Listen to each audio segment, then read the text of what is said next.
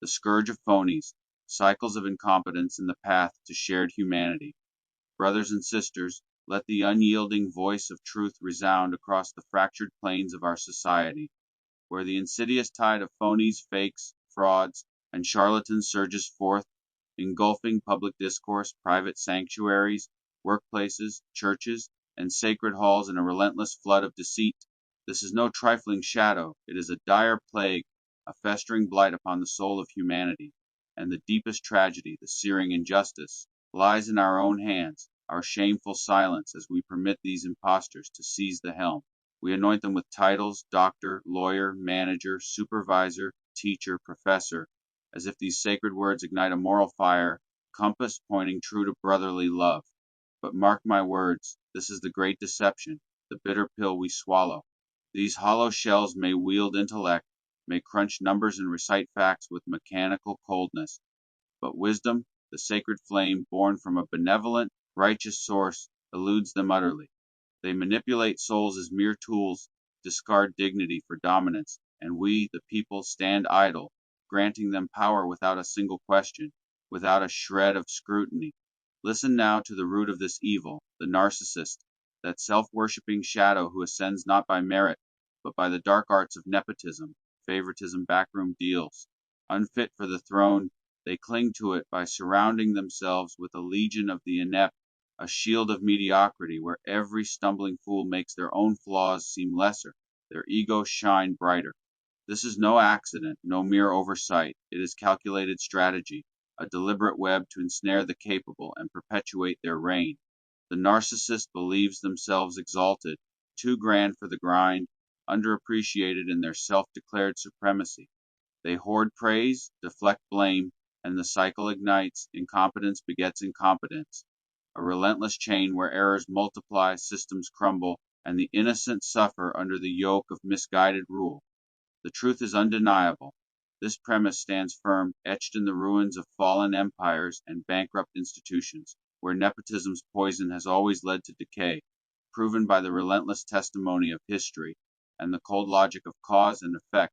And from this cycle springs a sinister philosophy, a business model forged in greed, problem reaction solution.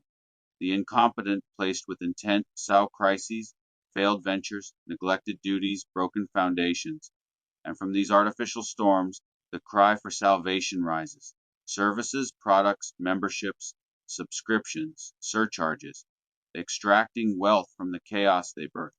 This is the greedy heart of corporatism, where consumerism peddles hollow promises. Materialism crowns possession as king. Wars ignited by fabricated threats to feed the military machine. Diseases amplified through neglect to line pharmaceutical pockets. The pattern is clear, the logic unassailable. Economic principles confirm demand can be engineered, but the sin lies in its premeditation, creating woes that never should be, all for the almighty dollar. The validity screams from every war profiteer's ledger, every overpriced remedy, soundness rooted in the undeniable truth that artificial crises sustain empires of exploitation. Educational halls, those supposed beacons of light, contribute to this darkness, prioritizing theory over practice, rhetoric over reason, leaving graduates chained by debt and unfit for the battle of life. Curricula swell with abstract notions, starving students of tools for real work, degrees that promise freedom but deliver servitude. This premise holds water. Graduation statistics versus employment data reveal the chasm, logical proof in the flood of underemployed souls feeding the machine's hunger. Corporate shadows lobby for this entrapment. Consumerism whispers that more credentials mean more worth. Materialism binds the spirit to endless pursuit.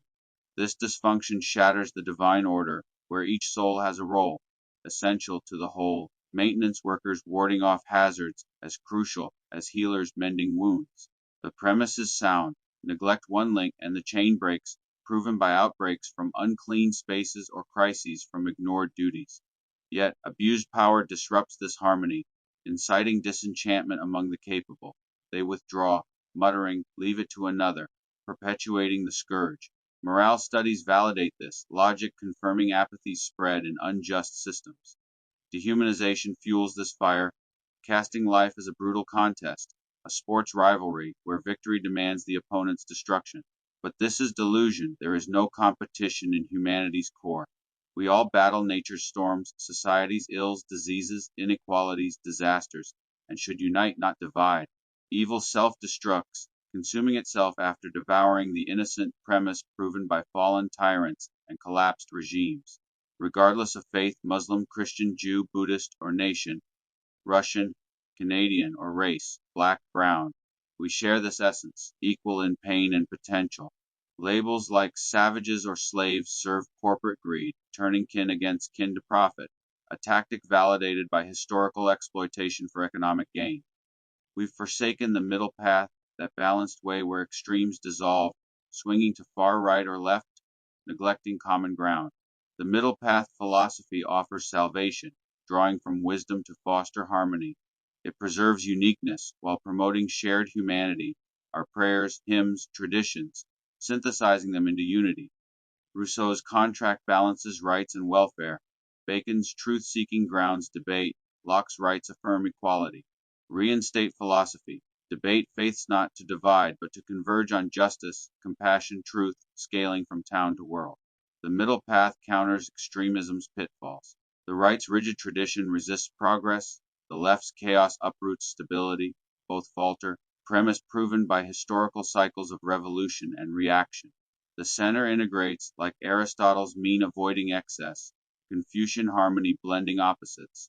Examples abound. Switzerland's proportional system yields stability. Abbasid Caliphate's synthesis sparked a golden age. In contrast, polarization breeds gridlock, measurable in legislative failures and social unrest. In practice, convene forums, interfaith debates on mercy, citing Leviticus 19, verse 18, Surah 436, Meta Sutta, revealing convergence for policy, healthcare as care, anti-corruption as justice. Scale this. Local councils for community needs, cities for equity, nations for peace, world for climate action. The Montreal Protocol's success validates global cooperation. The competent are this path's guardians. Their wisdom guides merit over connections, unity over division. Education fosters critical thinking, practical skills, moral philosophy. Projects analyzing budgets expose priorities like military over education. Universities host debates funded publicly, fostering dialogue. Local initiatives unite groups, global alliances for ethical trade shift dynamics, pilot programs showing cohesion gains. Resistance from profit entities, corporations lobbying, extremists inciting must be met with resolve. The cost of division, trillions in wars, lives lost to preventable ills demands it. Historical stability in balanced systems contrasts with polarized failures. The call echoes, educate, research, unite. The competent rise, dismantling incompetence, restoring where every role is valued, every human recognized. This is the path to a sustainable future, reflecting a universal moral order. Now, let us rise with a fire in our souls, envision a world where education kindles minds with torch of practical wisdom, where forums unite faiths in a mighty chorus of justice, where every laborer's hands forge bridges to peace. The competent lead, their resolve a blazing beacon, shattering the greedy machine with the sword of knowledge. From the humblest fields to the grandest global stages, let us hammer out a legacy of harmony, where no soul languishes in neglect, where every voice lifts the human spirit to its divine pinnacle. This is our sacred charge: unite with unbreakable will, educate with relentless fervor, prevail with unyielding strength, until the scourge of phonies is but a distant echo, and the dawn of collective integrity shines as an eternal flame. But let us not stop at vision. Let us build this edifice with action. Picture classrooms where students dissect the budgets of nations, exposing the shameful tilt toward war over learning, where every young mind learns to wield the hammer of truth against deception. Imagine global councils where leaders from every creed, Muslim scholars reciting the Quran's call to mercy, Christian elders echoing the gospel's love, Buddhist sages chanting peace, forge treaties not of conquest but of cooperation, tackling the rising tides of climate chaos with a united front. History cries out. South Africa's Truth and Reconciliation Commission healed a divided land with justice tempered by forgiveness, while Al Andalus flourished under the confluence of faiths. its libraries alight with knowledge. These are our models, our battle cries against the darkness. The competent must march forward, their wisdom a shield against the arrows of greed. In every factory, let merit replace favor. In every pulpit, let sincerity replace pomp. In every legislature, let balance replace extremism. Education must be our arsenal. Train the youth in the trades that sustain, in the philosophies that unite, in the courage to question the mighty. Research must pierce the veil, uncover the corporate hands pulling strings, the extremists sowing discord for profit. Local gardens where diverse hands till the soil, global pacts where nations trade with honor. These are the seeds of our victory, their growth tracked in the rising tide of community strength and economic fairness. The resistance is fierce, corporations with their deep coffers, extremists with their loud lies. But the cost of surrender is unbearable, trillions squandered on conflict, countless lives lost to curable plagues. The evidence is clear. Balanced systems like Switzerland stand tall, while polarized chaos festers in war torn lands. We must meet this challenge head on, with forums that echo with the voices of the common man, with education that arms the next generation, with a global alliance that turns trade into a force for good. This is our crusade. Educate with the passion of prophets, research with the precision of scholars, unite with the strength of a single soul. The competent will rise, tearing down the walls of incompetence, rebuilding a world where every role shines, every human stands tall. This is the path to a future unbroken, a moral order eternal. Let it begin now. Let it endure forever.